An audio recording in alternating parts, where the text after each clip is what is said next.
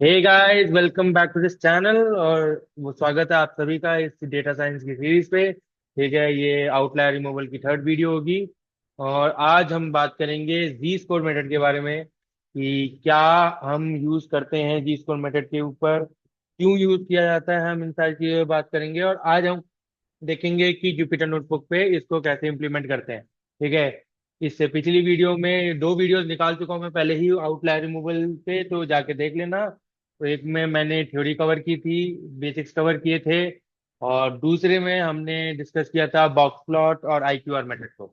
ठीक है, तो अभी यहाँ से हम जाएंगे जी स्कोर के लिए। और जी स्कोर का देखो फंडा ये है ना, आईक्यूआर और जी स्कोर में डिफरेंस बता देता हूँ मैं तुम्हें। ठीक है, जी स्कोर इसलिए यूज होता है जब अपने पास सेंट्रलाइज डेटा हो, जो सिमेट्रिक डेटा दिखता है ना, उसके लिए जी स्कोर बहुत अच्छा है। ठीक है, बेस्ट है। आईक्यूआर तब यूज होता है जब तुम्हारा सिमेट्रिक डेटा नहीं है। ठीक है, जब तुम्हारे डेटा में मतलब स्क्यूनेस है, लेफ्ट या राइट साइड की तरफ शिफ्ट हो रखा है डेटा। ठीक है, तो तुम जी स्कोर की जगह आईक्यूआर यूज करते हो, वो ज्यादा बेटर होता है। ठीक है, तो अभी हम इस मेथड पे जाते हैं, थोड़ा इसमें देख लेते हैं कि जी स्कोर के ऊपर क्या क्या था।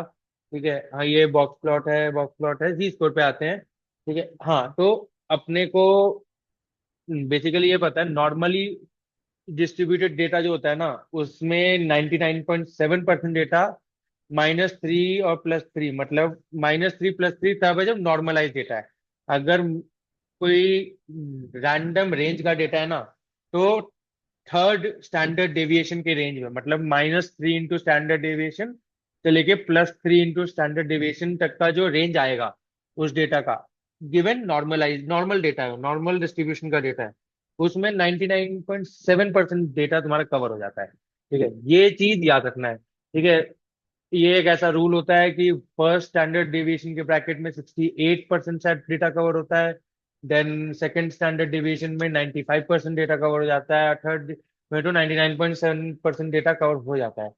और इसी चीज का यूज करके हम जी स्कोर मेथड को यूज करते हैं कि इस रेंज के बाहर जो भी चीज होगी उसको हम आउटलायर बोलेंगे, जो भी इस रेंज में आएगा उसको हम वैल्यू डेटा, फीचर डेटा बोलेंगे, बोलेंगे कि हमारे काम का है। ठीक है, और करते कुछ नहीं है यार। देखो, जी वैल्यू, जी स्कोर निकालने का तरीका क्या होता है, किसी भी डेटा में ना दो चीजें निकालते हैं हम, पहले मीन और उसका स्टैंडर्ड डेविएशन। फिर हर डेटा को उसके मीन से माइनस करते हैं और उसको स्टैंडर्ड डेविएशन से डिवाइड करते हैं। ठीक है, याद रखना, ये एक टेक्निक भी होती है, इसको नॉर्मलाइजेशन कहते हैं। ठीक है, नॉर्मलाइजेशन हम आगे यूज करेंगे स्केलिंग के लिए। ठीक है, बेसिकली अलग अलग मैग्नीट्यूड्स के डेटा को एक फिक्स स्केल में लाने के लिए भी हम नॉर्मलाइजेशन का यूज करते हैं। जैसे एग्जांपल ले देता हूँ, अगर तुम्हारा कोई डेटा है जो 1 लाख 2 लाख तक की रेंज में जा रहा है, 0 से 2 लाख, 0 से 3 लाख, से दूसरा डेटा है जो 0 से 500 और 0 से 600 में ही है। तो ऑल्दो वो दो अलग अलग डेटा हैं, मतलब दो अलग अलग कॉलम्स हैं, बट उनके मैग्नीट्यूड के डिफरेंस की वजह से अगर तुम उसको डायरेक्टली कहीं किसी एल्गोरिदम में डालोगे, तो एल्गोरिदम को लगेगा कि एक डेटा की वैल्यू ज्यादा है, ठीक है, बेसिकली एक डेटा का वेट ज्यादा है, हम बोलते हैं कि वेटेज ज्यादा मिल जाती है उसको। उस चीज को अवॉइड करने के लिए, बायसनेस को अवॉइड करने के लिए, कि एक डेटा को हमारा एल्गोरिदम फेवर ना करे, एक साइड फेवरिज्म ना हो, हम उसको स्टैंडर्डाइज कर देते हैं, या फिर स्केल जो होता है उसको एक स्टैंडर्ड स्केल पे रख देते हैं, चाहे वो -3 से 3 हो जिसको नॉर्मलाइजेशन कहते हैं, या चाहे 0 से 1 हो जिसको स्टैंडर्डाइजेशन कहते हैं। ठीक है, ये चीज वहां पे भी यूज होगी, ये यहाँ जी स्कोर मेथड में भी यूज होगी। ठीक है, कि कैसे हम -3 से 3 का एक रेंज सेट करते हैं और कैसे उसके बाहर के डेटा को रिमूव करते हैं। प्रीटी सिंपल है, जिसने पिछली वाली आईक्यूआर वाली वीडियो देखी होगी उसको बहुत इजीली समझ आएगा कि यहाँ पे क्या होगा। ठीक है, ठीक है, परसेंटाइल मेथड पे अगली वीडियो में चर्चा करेंगे। और चलते हैं सीधा जुपिटर नोटबुक के बारे के ऊपर अभी, है ना। तो ये हमारी जुपिटर नोट, ये सेम जुपिटर नोटबुक है जो लास्ट टाइम मैंने यूज की थी, तो मैं इसे रीरन करके बैठा हूँ पहले से ही। ठीक है, ये हमारा आई क्यू आर का है पूरा।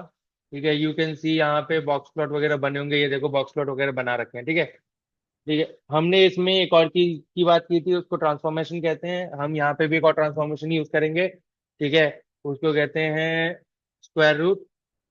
स्क्वायर रूट ट्रांसफॉर्मेशन भी लेफ्ट स्क्यूनेस के लिए होता है। बट मैं तुम्हें छोटी मोटी चीजें दिखा देता हूँ, जैसे अभी हम करते हैं। हमने एक डीएफ आउटलायर करके बनाया था, डीएफ आउटलायर रिमूव करके बनाया था। डॉट तुम्हारा, अभी देखो एन एप्लीकेंट इनकम पे तो काम कर लिया। वो एप्लीकेंट इनकम पता नहीं कि कैसा डेटा है, मैंने अभी तक देखा नहीं है। उसमें मुझे सामने से जीरो जीरो बहुत सारे दिख रहे हैं, तो थोड़ा अजीब सा डेटा हो सकता है। ठीक है, उसको हम कभी जब विजुलाइज करेंगे तब हम देखेंगे कि क्या था वो। ठीक है, अभी हम लोन अमाउंट पे आते हैं। लोन अमाउंट भी एक कंटिन्यूस डेटा होना चाहिए, तो हम उस पे आते हैं। ठीक है, तो लोन अमाउंट पे आके हमने इसका हम क्या करेंगे, हिस्ट प्लॉट बनाएंगे। ठीक है, और ये देखो ये भी लेफ्ट स्क्यूड है। ठीक है, लेकिन देखो ये चीज, इसमें तुम्हें डिफरेंस दिख रहा है कि इसकी पूंछ बहुत ही ज्यादा बड़ी है राइट साइड की तरफ, इसकी उतनी बड़ी नहीं है, इसकी ठीक ठाक है। ठीक है, तो मैं बोल रहा हूँ चलो कोई बात नहीं, इस पे फिर भी हम एक बार लगा के देखते थे लॉग से क्या होगा, कि अगर मैं लॉग ट्रांसफॉर्मेशन करूं तो क्या होता है। ठीक है, एक एनपी डॉट लॉग। ठीक है, और यहाँ से लेके अब तक, अब देखो ये राइट व्यू में आ गया। अब इसकी पूछ उल्टी साइड ही चली, ये नहीं चाहिए था मुझे। मैंने पिछली वीडियो में बताया था ट्रांसफॉर्मेशन का थोड़ा कॉन्सेप्ट, तो उसमें स्क्वायर रूट और लॉग का अच्छे से समझाया था कि जब बहुत ज्यादा स्क्यूनेस ना हो ना, छोटी मोटी हो, लेफ्ट में, लेफ्ट साइड की तरफ, वो राइट साइड की तरफ, मतलब राइट साइड की जब पूछ बने। ठीक है, वो मैं हमेशा कंफ्यूज रहता हूँ लेफ्ट राइट में। ये समझ लो कि जब राइट साइड की तरफ पूछ बने ना, तो अगर बहुत लंबी पूछ नहीं है तो स्क्वायर रूट को यूज करना ज्यादा बेटर रहता है। ठीक है, ये हो गया SQRT। उसमें नमपाई में ऐसे ही लिखते हैं, और इसको बना करके देख लें। हाँ, देखो काफी काफी हद तक स्टैंडर्ड हो गया ये डेटा। ठीक है, अभी और अगर तुम्हें स्टैंडर्डाइज करना है तो इसमें थोड़े से काम और कर सकते हो तुम। ठीक है, कि यहाँ पे तुमने क्या किया, वन प्लस किया। रुको रुको, इसमें नहीं, वन प्लस 100 से कुछ होगा क्या। अच्छा, ये तो लेफ्ट साइड ही चला गया अगर 100 किया तो मैं क्या कर रहा हूँ, हम -100 कर लेता हूँ। उससे भी नहीं हुआ। बेसिकली तुम खेल खाट के देख सकते हो यार, मैं भी ट्राई ही कर रहा हूँ यहाँ पे कि क्या कोई और तरीका है। अगर तुम कॉन्स्टेंट ऐड करते हो, रिमूव करते हो, तो डेटा का विजुअलाइजेशन चेंज होता है। ठीक है, मुझे इसको राइट साइड शिफ्ट करना है ना। चलो यहाँ पे मैं जरा +5 करके देख लेता हूँ। ऐसे कुछ हुआ, थोड़ा सा शिफ्ट हुआ ना, +10 करके देख लेता हूँ। ठीक है, शिफ्ट नहीं हो रहा, बेसिकली बाहर नीचे का स्केल चेंज हो रहा है। ठीक है, तो मान लेते कि इतना ही अपने को मिलेगा अभी। KD is to true put कर रहा हूं मैं। ठीक है, हाँ ये देखो, ये काफी नॉर्मल डिस्ट्रीब्यूशन जैसा कर्व दिख रहा है। ठीक है, ये तो ठीक है, बढ़िया चीज है।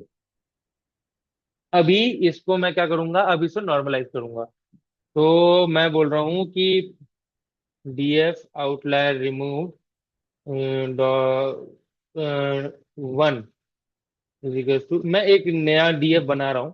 ठीक है, ताकि पुराने वाले में कोई चेंजेस ना आए। ठीक है, डॉट कॉपी, मैं बार बार कॉपी, ये DF कितने भी बना लो लोकल होस्ट पे है। लोकल होस्ट पे मतलब बेसिकली तुम्हारी खुद की मेमोरी पे चल रहा है सब कुछ, कहीं ऑनलाइन मेमोरी स्पेस नहीं खा रहा। तो कितने भी बना लो, बहुत स्पेस है तुम्हारे लैपटॉप में, सबके में होता है। बाद में जब एक्सपोर्ट करेंगे डेटा को तो उसको रख लेना, बाकी पुराने सारे हटा देना, उसमें कोई दिक्कत नहीं है। ठीक है, हाँ, तो अभी मैंने ये बना लिया। अब मैं बोल रहा हूँ DF आउटलायर वन। ठीक है, में एक और हम चीज डालेंगे, उसको कहेंगे हम लोन अमाउंट SQRT जी। ठीक है, जी मतलब तुम्हारा नॉर्मलाइजेशन। ठीक है, तो हम स्क्वायर रूट भी लेंगे और नॉर्मलाइज भी करेंगे। तो अभी हम क्या करते हैं, DF पहले तो लिख लेते हैं NP डॉट SQRT। ठीक है, अभी यहाँ पे np.sqrt में हम डालेंगे अपना DF आउटलायर वन। ठीक है, दो बार आ गया, sorry.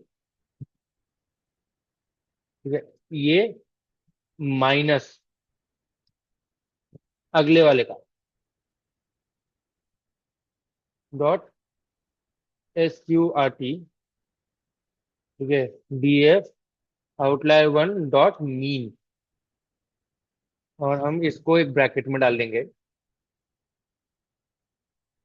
Dot DF dot DF dot नहीं, DF का वो जो भी है, आउटलायर रिमूवल वन डॉट। अच्छा, यहाँ पे मैंने क्या किया है, गलती की है। ठीक है, ये हो सकती है इन लोगों से सबसे गलती ही होती है ये, मेरे से तो बहुत होती है, देखो यार। ठीक है, यहाँ पे लोन अमाउंट डालना भूल गया था, तो ये पूरे पूरे डेटा का ले लेगा, और ये तो एरर ही थ्रो करेगा, क्योंकि ये बोल रहा है कि भाई इसका पूरे का मीन माइनस कर दो और एक अकेले सीरीज में डाल दो। बेसिकली जो मैंने लेफ्ट साइड में लिखा वो एक सीरीज है, और मैं दूसरे साइड पे जो इनपुट डाल रहा हूँ वो जितने भी फंक्शंस है वो पूरे पूरे डेटा फ्रेम पे चल रहा है, तो इनपुट देगा कि भाई दोनों साइड के स्केल, दोनों साइड के साइज मैच नहीं कर रहे, ऐसा कुछ वो एरर थ्रो करना चाहेगा। क्योंकि उस चीज को करने के लिए जो कि सही तरीका ऐसे ही है। ठीक है, this is loan amount, loan amount डाल दिया इसमें, और .std। यहाँ देखो मैंने फिर ये किया है कि मैंने स्क्वायर रूट नहीं लिया उसका, और यहाँ से ठीक है, ये छोटी छोटी चीज देखो, जब तक तुम्हारा मेथड सही है ना, तुम कितनी भी गलतियां करो फर्क नहीं पड़ता। ठीक है, एक देर में फालतू का बर्बाद जाता है, और ये चीजें इरिटेट भी करती हैं, बट आदत पड़ जाती है, मुझे, मेरे को तो पड़ गई है। बहुत लोग हैं जो बहुत फ्लॉलेसली लिखते हैं, मेरे को लिखने की आदत नहीं है, सच्चाई है, मैं इसलिए बोल रहा हूँ क्योंकि देखो कुछ एरर शो किया, लूप ऑफ अनफंक्शन does not support argument zero, अरे यार क्या है, स्क्वायर रूट में क्या फंसा। अह,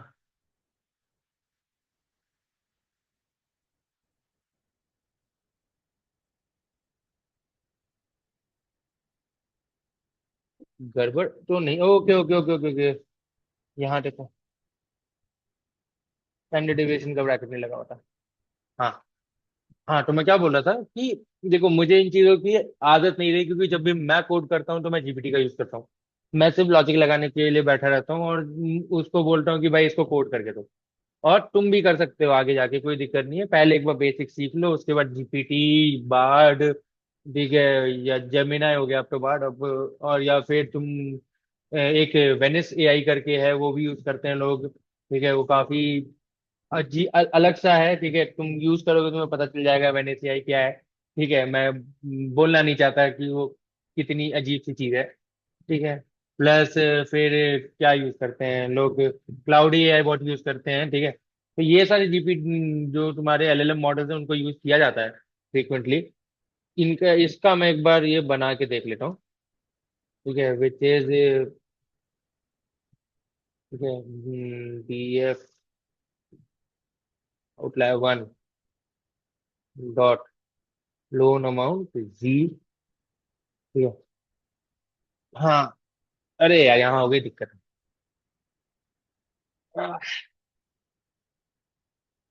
ऐसे यार अब समझो, यहाँ पे दिक्कत क्या आ रही है पता है, तुम्हारा स्टैंडर्ड आई वो नॉर्मलाइजेशन के बाद मिनिमम, मतलब इसका मैं एक सेकंड दिखाते हूँ कि तुम्हें नंबर देखोगे तो ज्यादा अच्छे से समझ आएगा।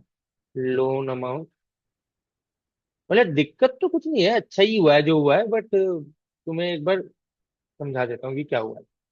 ठीक है, इसका मिनिमम वैल्यू देखो -1.08 कुछ है। ठीक है, और तुम्हारा 1.31 कुछ मैक्सिमम वैल्यू है।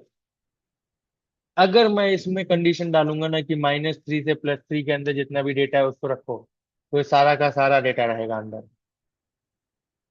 एक काम तुम तो, देखो, अब देखो ऐसा समझो, एक चीज क्या किया जा सकता है कि इसको यहीं छोड़ा जा सकता है, बोल देंगे कि ट्रांसफॉर्मेशन से ही आउटलायर हट गए। ठीक है, जो आउटलायर्स हमें लग रहे थे वो आउटलायर नहीं थे, बहुत दूर दूर फैले हुए थे, हमने से स्केलिंग की और उससे आउटलायर्स का जो इन्फ्लुएंस है वो कम गया। अब this can be actually taken as a real value data, ठीक है। बट फिर कोई पॉइंट नहीं रहेगा इस वीडियो का, राइट। तो मैं क्या करता हूँ, वापस एक सेकंड, चलो थोड़ा सा 2 मिनट लगाते हैं और थोड़ा एक्सप्लोर करते हैं को एप्लीकेंट।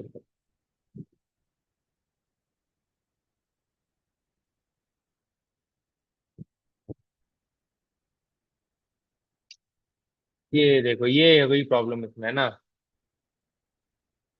इसमें केडी इज टू 2 डालूंगा ना, तो देखा अभी तुम्हें इसमें बहुत बड़ी प्रॉब्लम दिखेगी।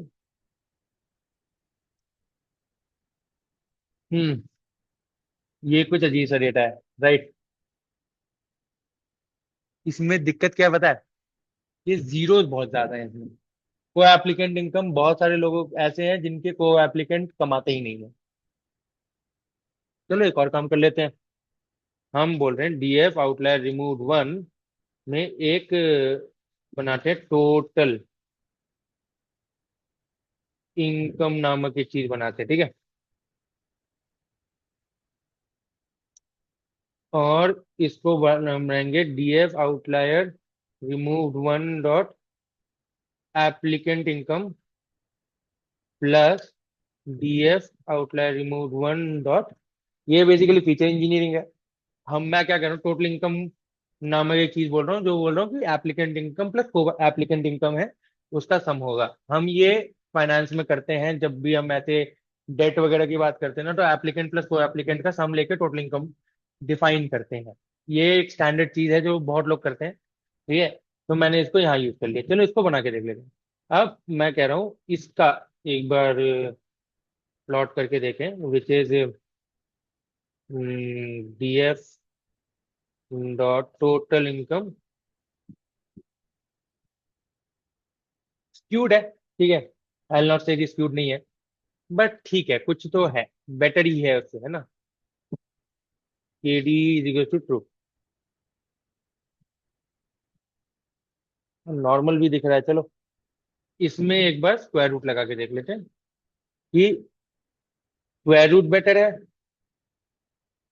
क्योंकि मुझे बहुत ज्यादा स्क्यूनेस दिख नहीं रही, इसलिए मैं स्क्वायर रूट लगा रहा हूँ। किसी को बहुत मन है लॉग लगाने का, लगा लो भाई, खुशी खुशी लगा लो। अभी भी स्क्यूनेस आई है। हम्म। लॉग के साथ बेटर चल रहा है, ठीक है। लॉग के साथ काफी बेटर चल रहा है ये। तो मैं बोल रहा हूँ एक नया कॉलम हम डिफाइन करेंगे इसी में, इसी के अंदर, ठीक है, विच विल बी ये लॉग करके, और फिर इसके आगे जी, क्योंकि हम नॉर्मलाइज करेंगे अभी फिर, ठीक है। डीएफ, ठीक है। आई थिंक पुरानी वीडियोस में मैंने ट्रिक बताई थी, बट अगर नहीं बताई तो आई एम रियली सॉरी। यहाँ से मैं इसे कॉपी कर रहा हूँ, ठीक है। और यहाँ डालूंगा पेस्ट करके ऐसे सीधा। अब मैं इसमें क्या करूंगा ना, पहले तो यहाँ पे एस क्यू आर टी के आसपास कर्सर रखूंगा, कंट्रोल दबाऊंगा, दूसरे एस क्यू आर टी के आसपास कर्सर रखूंगा, फिर तीसरे वाले के पास रखूंगा, और सब पे एक साथ काम होगा, ठीक है। सेम चीज करूंगा मैं लोन अमाउंट के साथ, ठीक है। ये लोन अमाउंट है, ये लोन अमाउंट है, और ये लोन अमाउंट है, राइट। तो हम क्या करेंगे, यहाँ पे हम डालेंगे टोटल इनकम। भाई एक चीज का बस ध्यान रखना, यहाँ स्पेलिंग मिस्टेक मत कर देना, नहीं तो दिक्कत आएगी, एरर थ्रो कर देगा। एक बार हम इसे रिव्यू कर लेते हैं कि क्या है, ठीक है। हमने एक टोटल इनकम लॉग जी करके कॉलम बनाने के ट्राई कर रहे हैं। Outlier remove one total column, total income जो ओरिजिनल वैल्यू है माइनस डीएफ आउटलायर वन, ठीक है। इसका मीन सही है और सही लिखा है आई थिंक। और क्योंकि इसमें सिंटेक्स एरर आने की दिक्कत चांसेस नहीं है, पिछली बार हमने जो सिंटेक्स एरर आया था, बेसिकली जो स्टैंडर्ड डेविएशन का ब्रैकेट, जब हम ढंग से कोड नहीं लिखते सिंटेक्स एरर आता है, ठीक है। तो वो आएगा नहीं, इसके लिए ये भी ठीक है। आई थिंक ये रन कर जाना चाहिए, कर गया, ठीक है। अब हम इसका एक बार ग्राफ बना के देख लेते हैं, सेम ही आना चाहिए, ठीक है। बस ये इसका स्केल चेंज हो जाएगा।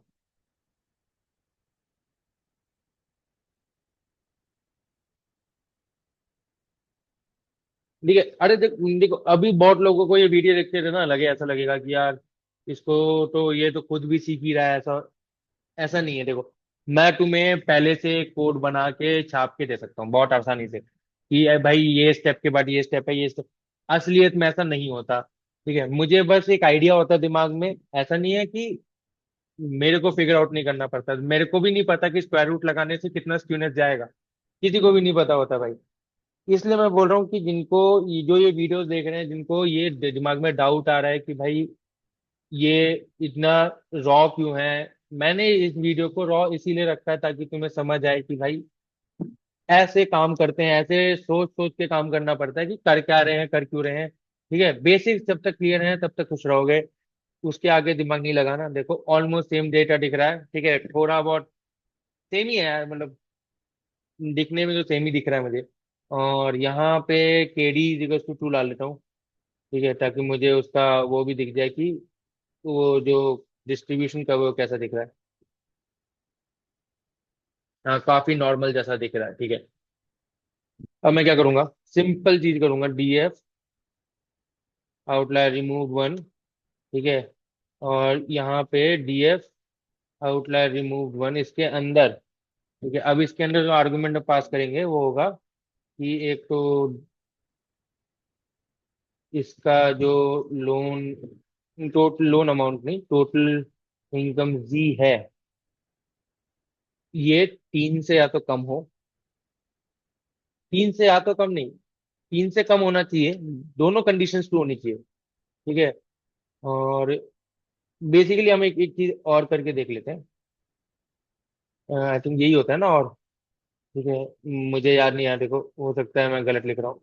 ठीक है, डॉट टोटल इनकम जी, और यहाँ पे ग्रेटर देन 3 होगा। ठीक है, और लेस देन -3। ठीक है, कहाँ है सिंटेक्स? ये देखो इसमें आया सिंटेक्स।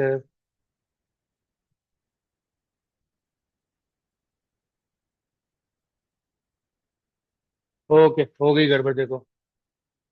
मैंने कहा था ना, कर दी मैंने गड़बड़ यहाँ पे। चलो कोई नहीं, उसको हम ठीक करेंगे अभी, तो उसमें दिक्कत नहीं आएगी।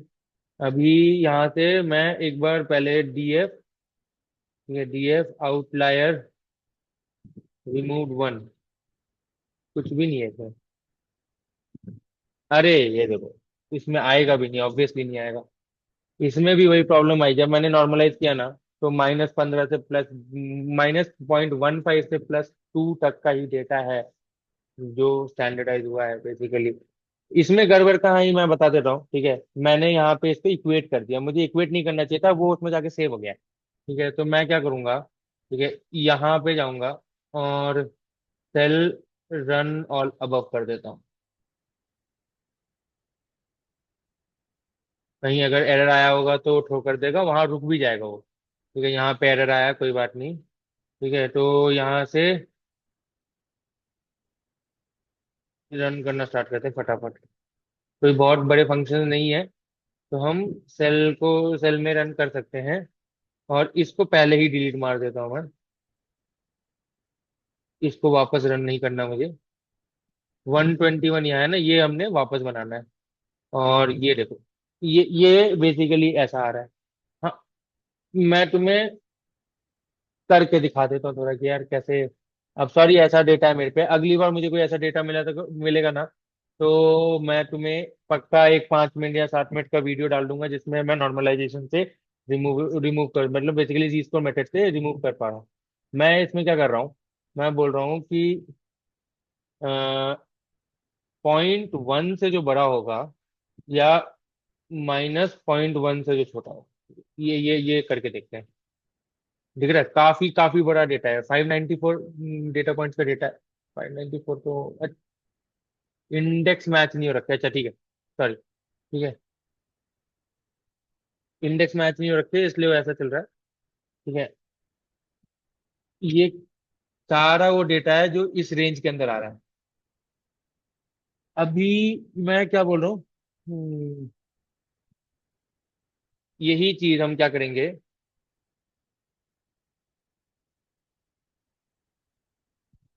इस रेंज को थोड़ा बढ़ा लेते हैं भाई। एक बार जरा नीचे जाएंगे और डॉट टोटल इनकम लॉग जी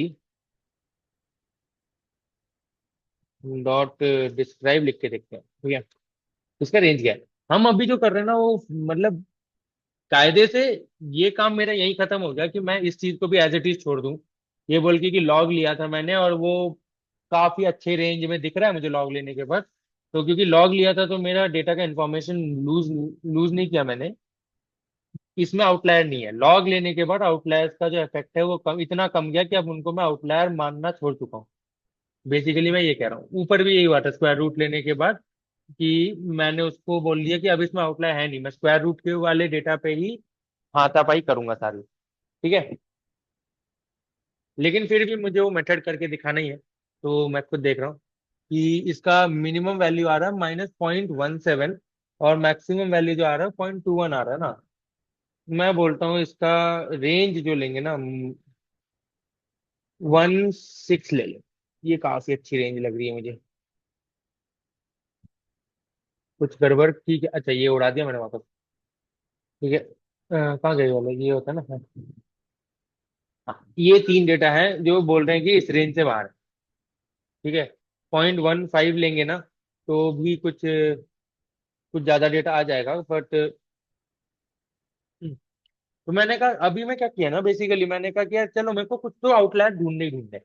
कुछ भी करके मुझे कुछ आउटलायर ढूंढने ही ढूंढने हैं। मैं कह रहा हूँ एक कस्टम रेंज बना लेता हूँ, -3 से 3 नहीं, मेरे को इतना ही रेंज चाहिए, माइनस प्लस 0.15 से -0.15 तक। ठीक है, ये समझ आ गया। अभी मेरे पे क्योंकि यार सेंट्रलाइज डेटा था नहीं, कहीं मिलेगा तो मैं डाल दूंगा, सेंट्रलाइज डेटा के लिए बनता है। मैंने इसे जबरदस्ती सेंट्रलाइज किया लॉग से, तो लॉग से आउटलायर का जो इफेक्ट था वो कम गया। फिर मैंने जी स्कोर किया तो जी स्कोर से आउटलायर ऐसे भी उससे भी रिड्यूस हो जाता है कि डेटा एक छोटे स्केल पे आ जाता है। ठीक है। इसलिए ऐसा आ रहा है कि स्क्वायर रूट लेने के बाद या लॉग लेने के बाद जब मैं जी स्कोर लेता हूँ ना तो इतना कॉम्पैक्ट हो जाता है डेटा एक स्केल के अंदर कि उसमें आउटलायर्स का इफेक्ट ही नहीं रहता, बहुत रेयरली रहता है। ठीक है, स्पेशली इतने छोटे डेटा से। कभी मिलेगा, मैं फिर से बोल रहा हूँ कि कभी एक मुझे सेंट्रलाइज डेटा मिला ना, मैं 100% एक अलग से वीडियो डाल दूंगा। ये लो यार, ये रहा सेंट्रलाइज डेटा, 5 मिनट का एक वीडियो डालूंगा उसमें बस करके दिखा दूंगा कि ये सेंट्रलाइज डेटा है। ठीक है। लेकिन अगर तुम्हें एक्चुअली कहीं मिल जाए तो यही चीज यूज कर लेना। ठीक है। और इसमें यहाँ पे इसकी जगह एंड लगा लेना, इसका रेंज उल्टा कर लेना कि पॉजिटिव वाली से छोटी और नेगेटिव वाली से बड़ी होनी चाहिए वैल्यू, और इसको रन कर देना। अब तुम जब डीएफ आउटलायर 1 रन करोगे तो तुम्हें दिखेगा कि 5 डेटा पॉइंट और गायब हो गए, विच इज फाइन। ठीक है, यही तो हमें करना था। तो देखो ये ही था चीज पर मेथड, इससे ज्यादा कुछ था नहीं। I am really sorry guys कि मेरे को डेटा अप्रोप्रिएट नहीं मिला, बट क्योंकि मैं इसी डेटा के साथ स्टिक करना चाह रहा हूँ क्लीनिंग और आउटलायर्स पे। आउटलायर्स के बाद मैं ऑब्वियसली थोड़ा बड़ा डेटा उठाऊंगा, सेम ही टाइप का डेटा उठाएंगे, डेटा टाइप चेंज नहीं करेंगे, बस थोड़ा बड़ा डेटा उठाएंगे। बहुत बड़ा भी नहीं, डिसेंट। देखते हैं 50-60 हजार डेटा पॉइंट्स का कुछ मिलता है तो मैं लेके आऊंगा।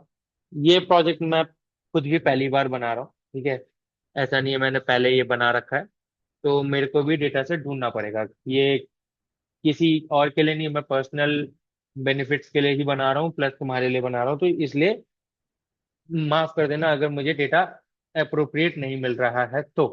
ठीक है। बाकी रही बात कि आगे क्या है, तो परसेंटाइल मेथड के बारे में हम देख लेंगे एक बार। डैशबोर्ड देखना पड़ेगा मुझे कि डैशबोर्ड देखो यार, बेसिकली मेरी जॉब के बाद मुझे उतना टाइम नहीं मिलता कि मैं डैशबोर्ड जैसे, क्योंकि डैशबोर्ड में तुम्हें ना, डैशबोर्ड में फटाफट बना सकता हूँ, उसको इंटरेक्टिव करना, उसको एक एप्लीकेशन पे रन करना इज अ डिफरेंट थिंग। वो फिर तुम्हारे डेटा साइंस के स्कोप के बाहर है, तो मुझे उसके लिए थोड़ा ढूंढना पड़ेगा और थोड़ा एक कंटेंट बनाना पड़ेगा ताकि तुम्हें समझ आए कि डेवलपमेंट क्या होती है। ठीक है, वेब डेव भी थोड़ा उसमें घुस जाता है, क्योंकि तुम्हें होस्ट भी करना पड़ेगा एक डैशबोर्ड। इस नोटबुक में बना के तो कुछ कर नहीं पाओगे, डैशबोर्ड होस्ट ही करना पड़ेगा। तो वो तुम्हें सिखाना थोड़ा मेरे को मुश्किल पड़ रहा है, नॉट बिकॉज कि वो उसको एक्सप्लेन करना थोड़ा मुश्किल है, उसके लिए थोड़ा कोडिंग बैकग्राउंड इंसान को अच्छा चाहिए। ठीक है। तो देखते हैं, अगर डैशबोर्ड नहीं होगा तो हम कोई और प्रोजेक्ट पे हाथ मारेंगे, लेकिन ऑब्वियसली कुछ ना कुछ करेंगे इसके बाद। और उसके बाद हम सीधा जंप करेंगे ईडीए, जो कि फेमस है डेटा एनालिस्ट के बीच में। ईडीए मतलब, जिनको नहीं पता, एक्सप्लोरेटरी डेटा एनालिसिस। उसमें हम देखेंगे यूनिवेरिएट एनालिसिस, बाइवेरिएट एनालिसिस, उसमें हम फीचर इंजीनियरिंग में घुसेंगे। हम उसमें feature selection, feature dimensionality reduction, इन सब चीजों में भी घुसेंगे। ठीक है। और फिर वहां से हम मशीन लर्निंग में कूदेंगे। तो ये देखो, लंबा सफर है, साथ चलते रहेंगे, कोई दिक्कत नहीं है। और यहीं पे छोड़ते हैं इस वीडियो को। देखो यार, लाइक कर दो, सब्सक्राइब कर दो, कमेंट आउट किया करो गाइस, कम्युनिटी बिल्ड करो। मैं कितनी बार बोलूं, कम्युनिटी बिल्ड करो, जरूरी है, तुम्हारी बहुत हेल्प होगी आगे जाके। ठीक है। और शेयर करो यार, अगर अच्छी लगती है वीडियो तो। ठीक है। चलो, गुड नाइट गाइस। यहाँ पे फिर लेट ही हो रहा है, मैं बहुत लेट वीडियोस बनाता हूँ, सॉरी। तो मिलते हैं फिर अगली वीडियो में।